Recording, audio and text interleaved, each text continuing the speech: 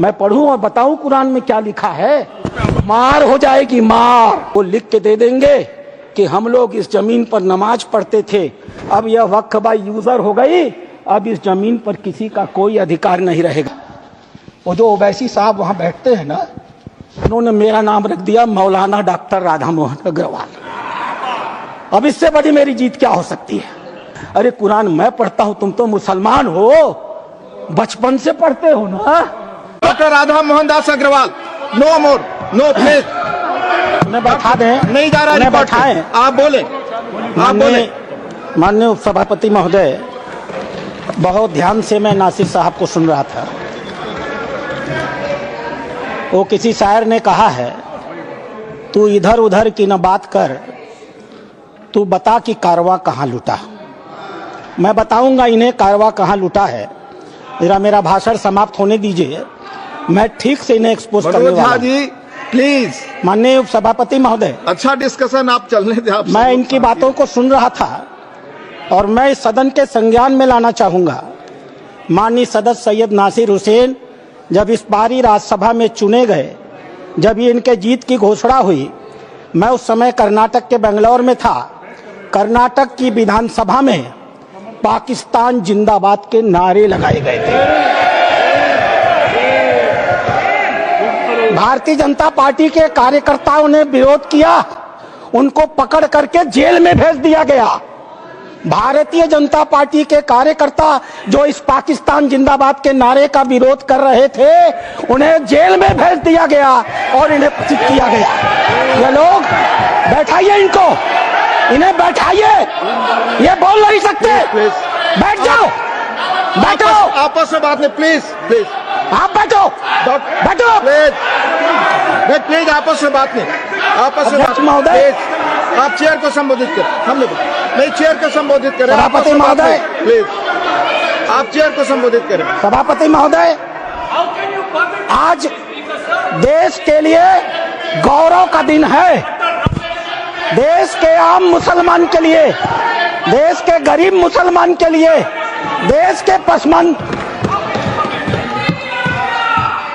बीच में टोका टोकी नहीं होगी, ये दोनों के लिए होना चाहिए। फिर तो please please please Nasir ji please please, झूठ बकवास सब सभापति महोदय नहीं जा रहा, आप रिकॉर्ड पे नहीं जा रहा, बैठ जाइए। उप सभापति महोदय, आज का दिन गरीब मुसलमानों के लिए, पसमानदा मुसलमानों के लिए, तलाकशुदा महिला बहनों के लिए, विधवा महिला बहनों के लिए, अनाथ बच्चों के लिए आज ऐतिहासिक दिन है। एक क्रांतिकारी परिवर्तन आने जा रहा है। पूरी की पूरी इस गरीब समाज, मुस्लिम समाज की आर्थिक और सामाजिक व्यवस्था में यह वक्फ अधिनियम क्रांतिकारी परिवर्तन लाने जा रहा है। मैं आभारी हूं माननीय मोदी जी का, जिन्होंने इस महान विधेयक को इस सदन में लाने का काम किया। अध्यक्ष सभापति महोदय, हम हिंदू हैं, हम लगातार अपने समाज में परिवर्तन की बात करते हैं। हमने लगातार अपनी समाज की बुराइयों के विरुद्ध संघर्ष किया है। इतिहास बड़ा गवाह है, हमारे यहाँ सती प्रथा होती थी, हमने सती प्रथा निषेध अधिनियम लाया। हमारे यहाँ बाल विवाह होता था, हमने बाल विवाह निषेध अधिनियम लाए। हमारे यहाँ विधवा विवाह नहीं होते थे, हमने विधवा विवाह अधिनियम लाया। आश्चर्य की बात होती है जब इस समाज की चर्चा होती है, आश्चर्य की बात होती है इन 75 सालों के अंदर एक बार भी मुस्लिम समाज के संशोधन को लेकर, सुधार को लेकर के, एक गरीब मुसलमान की जीवन की बेहतरी को लेकर के एक बार भी किसी प्रकार के सुधार आंदोलन को इस सदन में लाने का काम नहीं किया। आज यह पहली बार है और हमें गर्व है अपने प्रधानमंत्री पर, नरेंद्र मोदी पर, जिन्होंने इस मुस्लिम समाज के सुधार के ऐतिहासिक विधेयक को लाने का काम किया है। 2014 में माननीय प्रधानमंत्री बने थे, उनके दृष्टि में कभी हिंदू और मुसलमान नहीं होता था, उनका सिर्फ एक नजरिया होता था, गरीब और अमीर। आप गौर कीजिएगा, यह सदन गौर करेगा। हम जनधन योजना लेकर के आए, 42% लाभार्थी मुस्लिम थे। हम प्रधानमंत्री आवास योजना लेकर के आए, 31% लाभार्थी मुस्लिम थे। हम उज्ज्वला योजना लेकर के आए, 37% लाभार्थी मुस्लिम थे। हम मुद्रा योजना लेकर के आए, 36% लाभार्थी मुस्लिम थे। हम स्किल इंडिया लेकर के आए, 22.7% लाभार्थी मुस्लिम थे। हमने प्रधानमंत्री एम्प्लॉयमेंट गारंटी प्रोग्राम चलाया। अध्यक्ष महोदय, 70% अधिक मुसलमानों ने उस योजना का इस देश में लाभ लिया। मेरे पार्टी की बैठक है, मुझे बताना नहीं चाहिए, लेकिन मैं कहूंगा, माननीय प्रधानमंत्री इसी बाल योगी सभागार में हम सारे सांसदों की बैठक ले रहे थे। उन्होंने क्या कहा हमसे? उन्होंने कहा, लोग कहते हैं कि मुसलमान भाजपा को वोट नहीं देते। आपको याद होगा मित्रों, उन्होंने कहा नहीं, ये गलत है, देते हैं। और अगर मान लिया जाए कि नहीं देते हैं तो इसका मतलब क्या है? क्या वो देश के नागरिक नहीं है? क्या उनके काम नहीं होने चाहिए? क्या उनका विकास का काम नहीं होना चाहिए? हम सारे सांसदों को उन्होंने मीटिंग में कहा, अपने काम को करते समय कभी हिंदू और मुसलमान न करना, विकास की धारा सारे समाज पर समान रूप से पहुंचाने की बात कही। उन्होंने दूसरी बात कही, मैं पूरे देश को 2047 में विकसित भारत का सपना दिखाता हूं। क्या 20% मुसलमान अगर देश का पिछड़ा रह जाएगा तो क्या भारत का विकास का सपना पूरा होगा? नहीं। हमें भारत के विकास का मतलब है 20% मुसलमान के विकास की भी योजना बनानी है। यह कल्पना माननीय प्रधानमंत्री ले सकते हैं। आजादी के 75 सालों के अंदर इस कल्पना को लेकर इस देश में कोई नहीं आया था। और तीसरी बात उन्होंने कही, सरकार के, और सबसे महत्वपूर्ण बात है, सरकार के स्तर पर सरकार जो कुछ भी कर सकती है मुसलमानों के जीवन की बेहतरी के लिए हम करने का प्रयास करेंगे। लेकिन मुस्लिम सामाजिक संस्थाओं की भी रोल होनी चाहिए। ये मुस्लिम पर्सनल लॉ बोर्ड की भी भूमिका होनी चाहिए। यह जमायत उलेमा की भी भूमिका होनी चाहिए। यह वक्फ कमेटियों की संपत्तियां जो पड़ी हुई हैं उनकी भी मुसलमानों की जिंदगी को बेहतर करने में भूमिका होनी चाहिए। यह बात आज की नहीं थी, ये लोकसभा चुनाव के 6 महीने पहले की बात है अध्यक्ष महोदय। उस समय वो कल्पना लेकर चल रहे थे कि अगर हमने मुस्लिम वक्फ की संपत्तियों का बेहतर उपयोग कर लिया, पारदर्शी उपयोग कर लिया, उनकी आय को बढ़ा दिया, उनके ऊपर जो कब्जा करके लोग बैठे हुए हैं उन कब्जेदारों को हटा दिया, तो स्वाभाविक रूप से जो अकूत संपत्ति पूरे भारत में मुसलमानों के पास आएगी, हम उसका इस्तेमाल गरीब मुसलमानों की शिक्षा के लिए, जीवन की बेहतरी के लिए, उनके मुसलमान महिलाएं दर बदर भीख न मांगे, अपनी इज्जत का समझौता न कर सके, कोई बूढ़ी मुस्लिम रात को खाली पेट सोने के लिए मजबूर न हो, हम उसके लिए व्यवस्था करके लाएंगे। और वस्तुतः अध्यक्ष महोदय, वक्फ अधिनियम की जो ही माननीय गृह मंत्री ने घोषणा किया, पूरे देश में तूफान आ गया। आश्चर्य होता है, वक्फ की घोषणा भी नहीं हुई, कानून सामने भी नहीं आए, विरोध शुरू हो गया। तुम्हारी मस्जिदें कब्जा कर ली जाएंगी, तुम्हारे दरगाह कब्जा कर लिए जाएंगे, तुम्हारे कब्रिस्तान कब्जा कर लिए जाएंगे, तुम्हारे मदरसे कब्जा कर लिए जाएंगे। मैं एक पत्रक लेकर के अध्यक्ष महोदय आया हूं। केरल और कर्नाटक की एक आतंकवादी संस्था है PFI, माननीय गृह मंत्री को आभार प्रकट करता हूं, उन्होंने बैन किया है। PFI की एक दूसरी संस्था है SDPI। आज SDPI, मेरे पास पर्चे हैं, मैं गृह मंत्री को सौंपूंगा और आपको भी दूंगा। आज SDPI पूरे देश में, मेरे पास राजस्थान के पर्चे आए हैं जहां SDPI सबसे कमजोर है। पूरे देश में पर्चे बांटे जा रहे हैं और बताया जा रहा है कि ये वक्फ कानून अगर आ गया तो मस्जिदों पर भाजपा सरकार कब्जा कर लेगी। आखिर क्यों? लेकिन ये लोग भूल गए, नरेंद्र मोदी किसी और मिट्टी के बने हुए हैं। आपके विरोध से वो डरने वाले नहीं थे।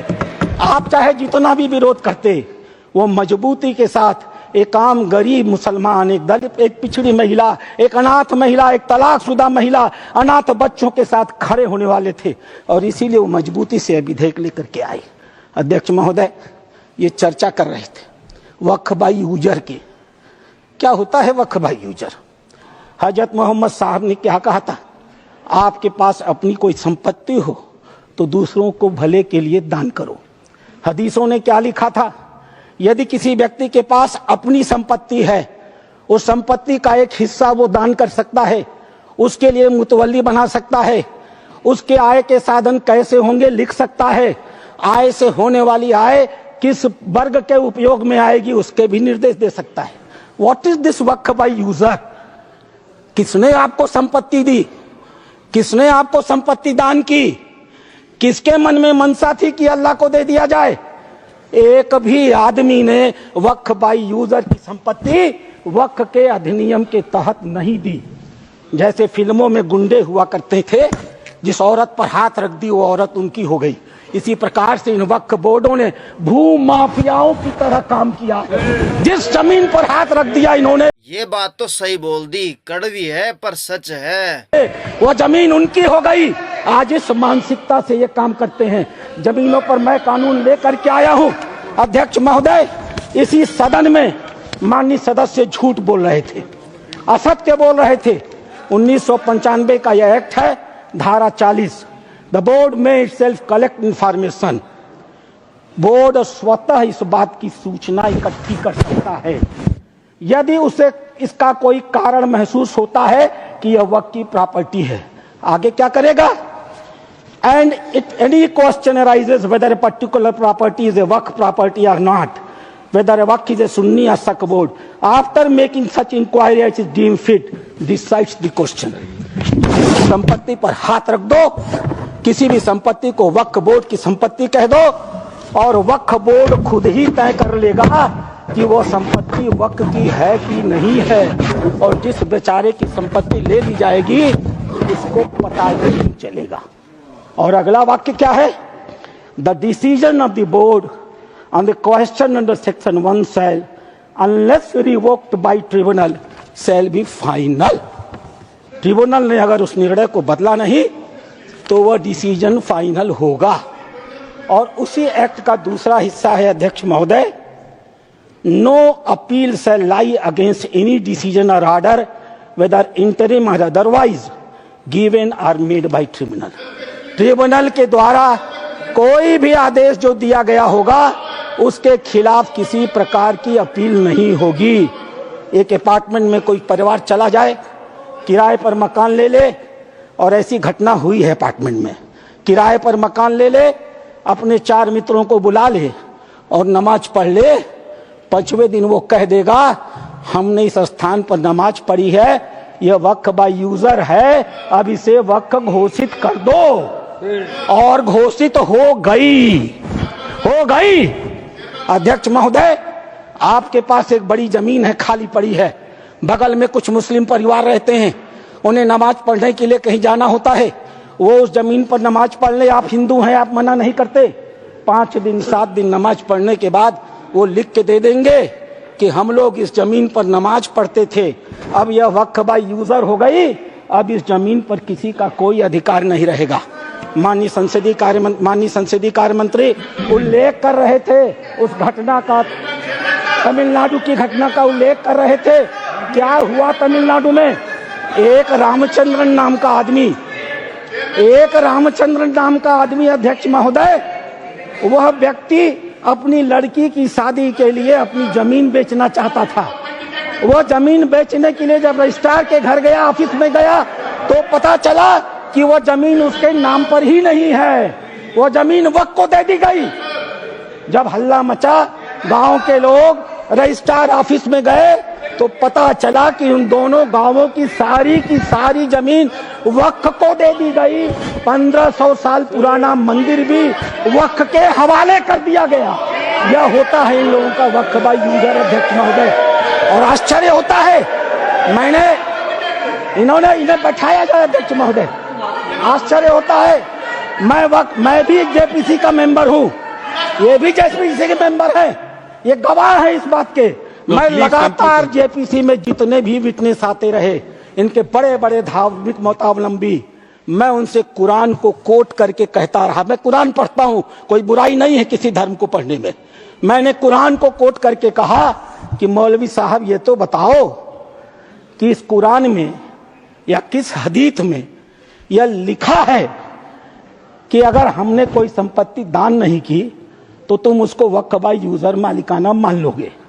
किसी के पास एक भी मेरे सवाल का जवाब नहीं दिया। इन लोगों ने क्या किया मालूम है?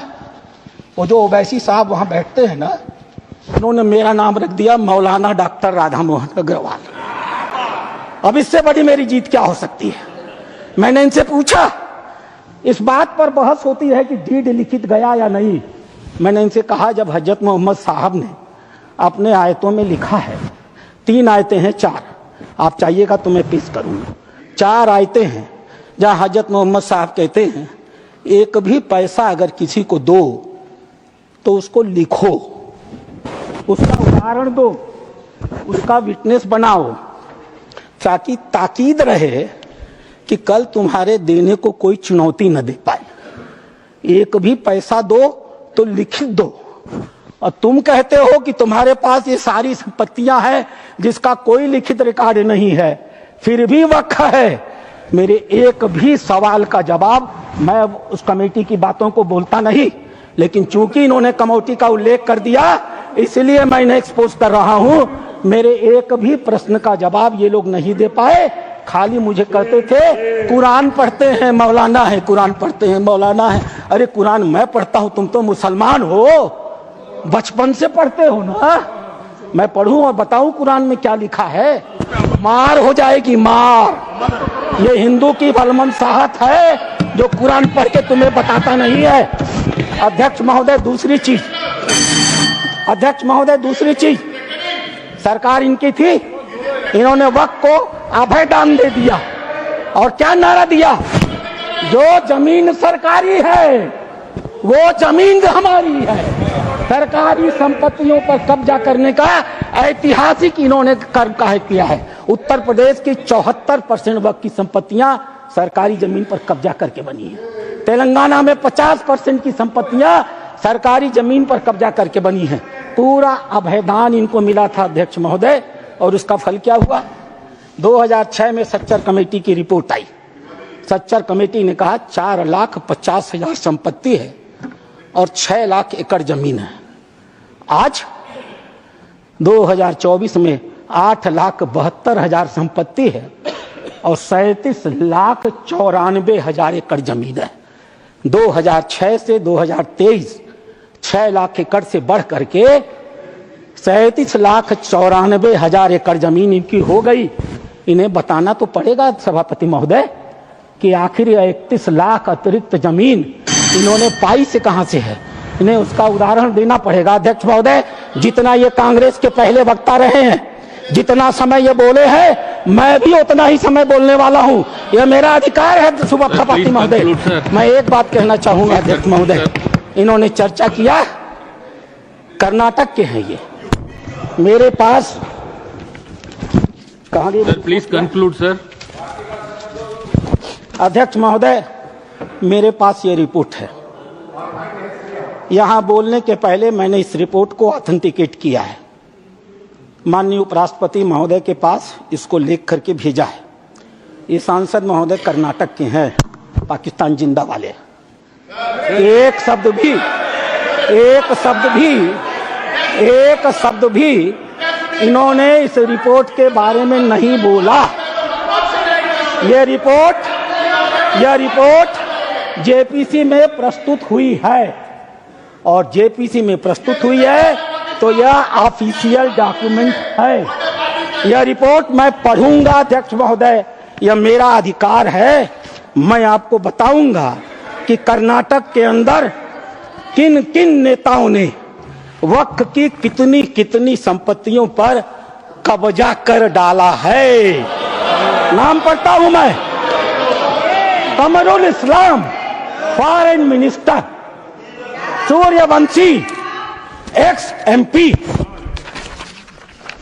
CM Ibrahim ex union minister, Rahman Khan ex union minister, Abdullah Sharif Waqf board official, NA Haris MLA, MA Khalid ex CO, Mumtaz Ahmed Khan chairman, Mohammed Sanaullah IAS, mister Sindhu Giri former minister, MF Pasha IPS, Kaneez Fatima MLA, CK Jaffer Sharief foreign minister. और एक नाम अध्यक्ष महोदय, प्लीज कंक्लूड, एक नाम अध्यक्ष महोदय, we will take it from the party सदन time की मर्यादा में। Sir please conclude, otherwise we have to take it from the party time। मैं कंक्लूड कर रहा हूं। इस सदन की मर्यादा में मैं एक नाम लेने से इनकार करता हूं। वो इस समय सदन में है भी नहीं। नाम क्या है अच्छी तरह से जानते होंगे। अध्यक्ष महोदय, नहीं बोल, अध्यक्ष महोदय, मैं अपनी बातें समाप्त करूंगा। मैं अपनी बातें समाप्त करूंगा। रामधारी सिंह दिनकर की एक Sir, you have Kavita to के conclude, साथ। sir. सीमा पर एक सैनिक मर रहा था। मैं कंक्लूड कर रहा हूं। सीमा पर एक सैनिक मर रहा था। मरते हुए सैनिक से एक कवि ने पूछा, हे वीर बंधुदाई है कौन विपद का, हम दोषी किसको कहें तुम्हारे बद का। मरते हुए सैनिक ने कहा, यह गहन प्रश्न कैसे रहस्य समझाएं, 10-20 बधिक हो तो Sir, हम is the नाम party गिनाएं। allotting the time for her him? कदम कदम पर खड़ा यहाँ पातक है, हर तरफ लगाए घात बड़ा घातक है। घातक है देवता सदस्य दिखता है, पर कमरे में वह गलत हुक्म लिखता है। जिस पापी को गुण नहीं गोत्र प्यारा है, समझो उसने ही हमें आज मारा है। जो सत्य जानकर भी न सत्य कहता है, या किसी लोभ के दिवस चुप रहता है, उस कुटिल राजतंत्री करदय को धिक है। वह मूक सत्यहंता कम नहीं बधिक है। चोरों के जो हीतु ठगों के बल हैं, जिनके प्रताप से पलते पाप सकल हैं। जो छल प्रपंच सबको प्रश्रय देता है, या चाटुकार जन की सेवा लेता है, यह पाप उन्हीं का हमको Sir, मार please गया conclude, है। sir. भारत अपने ही घर में हार गया है।